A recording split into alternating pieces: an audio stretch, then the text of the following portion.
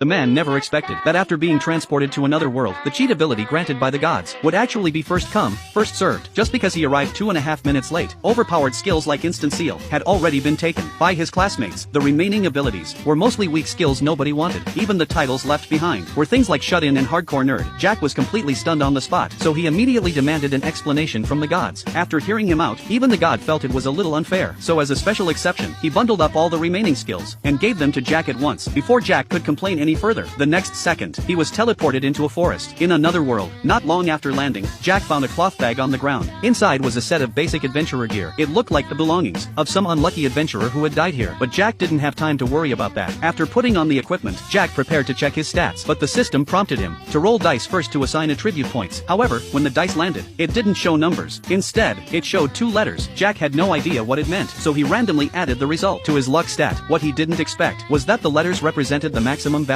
In other words, his luck stat was instantly maxed out. After confirming a bunch of weak skills, Jack suddenly noticed a strange title. The title description said that because he was a loner, he could not form a party with others, but as compensation, he could tame monsters to serve as his subordinates. Jack was speechless. Didn't that mean his chance to build a harem in another world was completely shut down by the system? However, while sorting through his items, Jack found another strange object. It was a pair of ordinary-looking contact lenses. After putting them on, he realized they were actually appraisal equipment. Next, Jack gathered some edible mushrooms and found a clean water source, preparing to build a temporary shelter. Strangely enough, almost no monsters came near the area. There were 2 reasons. First, some of his equipment had a monster-repelling effect. Second, the Shut-In title gave his residents automatic protection. After filling his stomach, Jack decided to test his combat abilities. His target was the most common monster in the forest, goblins. Although his weapon was just a wooden stick, once he wrapped it with magic power, its strength increased dramatically. Before long, 2 goblins fell under his stick. After the battle, Jack leveled up to level 2. Some skills and attributes also improved. Then he began testing new abilities, like gymnastic skills and military boxing. One strange skill after another. He tried them all. Gradually, Jack came up with an idea. What if he wrapped magic power around his entire body? The result was amazing. His body became lighter, and his attack speed increased noticeably. Against ordinary goblins, he now had almost no pressure. Of course, if he encountered stronger ones, Jack would still choose a strategic retreat. In the following days, Jack lived quite comfortably. During the day he bullied goblins, and at night he studied various kinds of magic. Before he knew it, he had already adapted to life in another world. Until one night, Jack was planning to catch a rabbit to improve his meals. Suddenly his detection skill reacted. A familiar presence appeared nearby. They were his classmates, and not just one group. There was the delinquent group,